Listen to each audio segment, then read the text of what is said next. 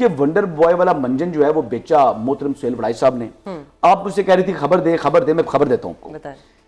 سہیل وڑائی صاحب نے جب پہلے 2 کالم لکھے تھے تو اس وقت جو جس سی ڈی ایف کے پروگرام میں, جب فیلڈ مارشل کے پروگرام میں جو ان کو بلوایا گیا تھا, وہ جس وجہ سے گئے تھے وہ محسن نقوی صاحب تھے. ان کا تعلق ہے محسن نقوی صاحب سے. صحیح.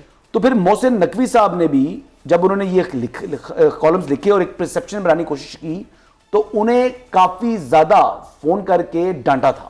خاص لڑائی کی تھی سہیل وڑائی صاحب سے. جب وہ ملک سے باہر تھے بھی, پاکستان واپس نہیں آئے تھے, لیکن اس سے پہلے اس کے بعد پھر D G I S P R نے بھی اس کی تردید کر دی تھی اور بڑی کیٹیگوریکلی کی تھی. تو وہ 2 کالم جو انہوں نے کہا, بعد میں انہوں نے کہا جی کہ میں نے الفاظ میں کب یہ کہا, وہ بیسیکلی 2 معنوں والے جو ہے نا الفاظ وہ لکھ لیتے ہیں. یہ ان کے پاس آرٹ ہے, جگلر آف ورڈز. ٹھیک ہے. کمال کے غضب کے لکھا رہی ہیں اور لکھتے زبردست ہیں. اب ان کے پاس انفارمیشن یا خبر نہیں تھی تو انہوں نے بیسیکلی ایک شوشہ چھوڑا جو ونڈر بوائے والا. اب میں آپ کو بتاؤں کہ یہ چیز درست نہیں ہے کیونکہ اس نے ماحول میں ابہام پیدا کر دیا. آپ جیسی ایک سینئر جرنلسٹ بھی مجھے کہہ رہی ہیں کہ ونڈر بوائے سے متعلق سوال کر رہے ہیں. میں سینئر نہیں ہوں, میں نے آپ سے سیکھا ہے. تو یہ جو ہمارے ذہن میں بھی یہ آیا یہ جو ونڈر بوائے ہے نا, یہ ونڈر بوائے جو لوگ کہہ رہے ہیں شہباز شریف ہے, تو وہ شہباز شریف ہے کیونکہ اس وقت پیر جو سی ڈی ایف کا اور پرائم منسٹر کا ہے, یہ پاکستان کو دنیا میں کامیابیاں دلا رہا ہے. بالکل ہمارے ذہن میں یہ سوال پتہ ہے آپ سے کیوں پوچھا ہے؟ کلیئرلی کیٹیگوریکلی صحیح ہے. دیر از نو تھرڈ پرسن.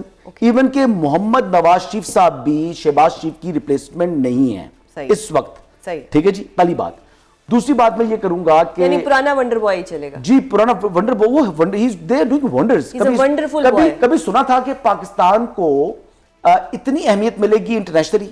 کبھی اپنی جنگ کی وجہ سے ملی. وہ کریڈٹ تو ہماری یہ جو افواج پاکستان ہے ان کا نہیں. آپ نے جنگ تو جیتی لیکن پھر آپ نے ڈپلومیٹکلی اپنے اس چیز کو یعنی وہاں پر اس سے فائدہ بھی اٹھایا. آپ نے اپنی ٹیمز بھیجی, آپ کے ریپریزنٹیٹیوز بلاول صاحب گئے, مصدق ملک صاحب گئے, ہنا ربانی کھر صاحبہ تھی, شلی رحمان صاحبہ تھی, تو یہ تمام لوگ گئے نا. خرم دستگیر صاحب تھے, جا کر انہوں نے باتیں کی وہاں پر اور پاکستان کا موقف پیش کیا اور اس سے اپریسیشن بھی ملی.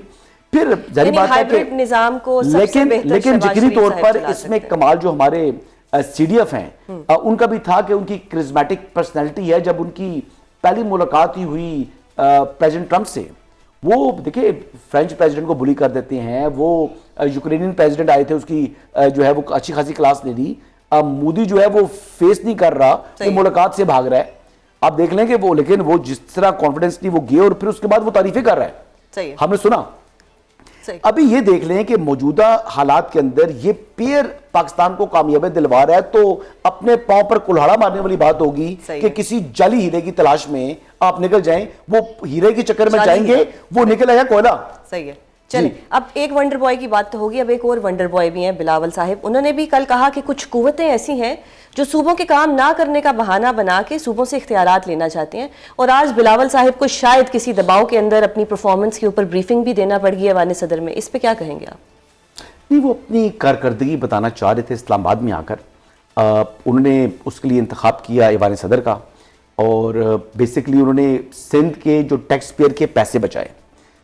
بلاول جو ہے دیکھیں پولیٹیکلی بڑے ویل میچورڈ ہیں, بڑے میچور آدمی ہیں. میں نے دیکھا ہے کہ جس طریقے سے انہوں نے اپنا ویٹ لوز کیا اور وہ سمارٹ ہوئے, آئی وش کہ اسی طریقے سے میں بھی کر سکوں. مطلب میں اس بات سے بھی ان کی امپریس ہوں کہ جس طرح انہوں نے اپنے آپ کو ریڈیوس بھی کیا ہے. جو چیز کی وہ ٹھان لیں وہ کرتے ہیں, وہ گورننس کے اوپر ان کا فوکس آ گیا ہے. تو سندھ حکومت بھی کمپیریٹیولی ماضی کے مقابلے میں بہت بہتر پرفارم کر رہی ہے. اگر آپ انٹیریئر سندھ میں گیا ہوں, میں جا کر دیکھ رہا ہوں, میں گیا تھا سانگڑ, اور سانگڑ کے اندر جو مین روڈ تھی جو کہ فیڈرل گورنمنٹ کی بنتی ہے, وہ روڈ تو خراب تھی, لیکن جو پروونشل گورنمنٹ کی جب میں روڈ پر آیا تو وہ کارپیٹڈ روڈ تھا, اور وہ آموں کے درخت لگے ہوئے, اور میں نے دیکھا کہ بڑے خوبصورت اور یعنی لوگوں کے اندر تک جو ہے نا وہ یعنی اندرون جو علاقے ہیں وہاں پر اچھی ڈیولپمنٹ کر چکے ہیں. ہیلتھ کے اوپر ڈاکٹر عزرا نے بڑا فوکس کیا اور ہیلتھ میں بھی یعنی کافی کام کر چکے ہیں. ایجوکیشن میں وہ کامیابی نہیں حاصل کر سکی سندھ حکومت جو اس کو کرنی چاہیے تھی, اور ایجوکیشن کے اندر اگر وہاں پر سندھ میں پرابلم ہے گوسٹ امپلائیز کا, ان کی جو اسکروٹنی کر کے ان کو مائنس کیا جائے تو بہتر ہے. اور اوورآل اگر دیکھا جائے تو ماضی کے 5 سال کے مقابلے میں یہ جو اس وقت جو جس طریقے سے کام کر رہی ہے پیپلز پارٹی, کافی امپرومنٹ ہے. جس طرح آپ نے انٹیریئر سندھ کو امپروو کیا ہے, آئی وش کہ وہ کراچی کو بھی امپروو کر دیں. کراچی پر وہ توجہ نہیں ہے. اچھا حسن, یہ کراچی کی توجہ کی آپ نے بات کی, نئے جو صوبے ہیں ان کا کوئی نہ کوئی تو ایک معاملہ ہے نا. علیم خان صاحب نے بھی بات کی, پھر بلاول بھٹو زرداری صاحب کو بھی اپنی پرفارمنس کے اوپر ایک بریفنگ دینی پڑ گی. کچھ نہ کچھ ریزن تو ہے, کچھ ہو تو رہا ہے. دیکھیں اس حوالے سے بہت سے لوگوں کا, اور آج کا نہیں, یہ تقریباً 2 دہائیاں ہو چکی ہیں, لوگ کہہ رہے ہیں کہ نئے صوبے بننے چاہیے. میاں عامر صاحب جو ہیں, وہ جو دنیا ٹیلی ویژن کے مالک ہیں, پنجاب گروپ آف کالجز والے, وہ کہتے ہیں کہ ہر ڈویژن کو, جو ہر صوبے کے اندر جو ڈویژن ہے اس کو بنا دیں آپ صوبہ. دیکھیے صوبے جو ہیں وہ بننے چاہیے.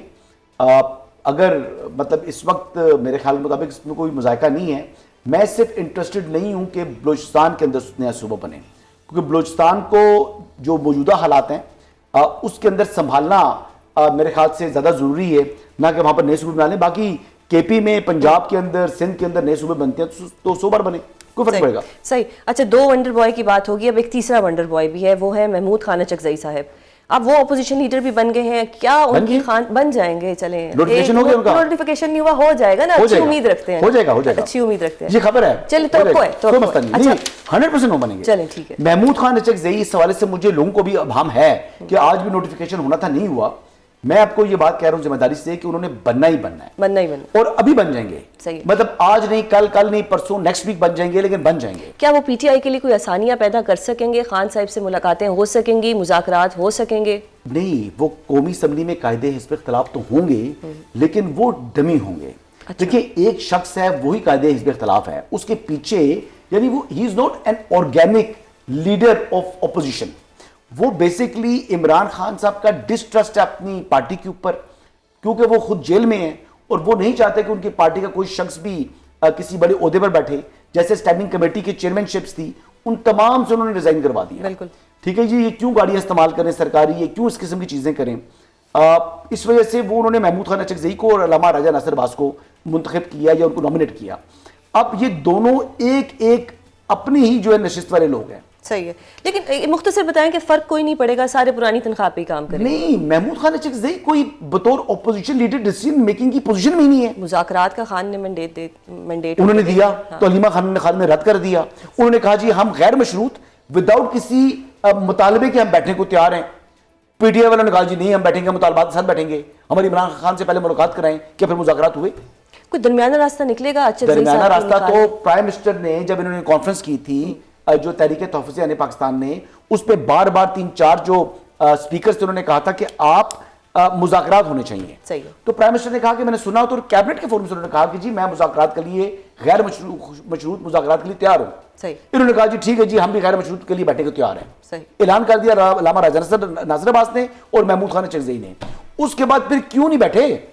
وجہ یہ ہے کہ ان کی اہمیت نہیں ہے, پی ٹی آئی ان کو ماننے کو تیار نہیں ہے. اگر تو یہ پی ٹی آئی کی مرضی پر چلیں گے تو ویل اینڈ گڈ, اگر نہیں چلیں گے تو وہ ریموو کر دیں گے ان کو. صحیح. ان کو پتہ ہے ان کی حیثیت کوئی نہیں ہے, یہ ڈمیز ہیں.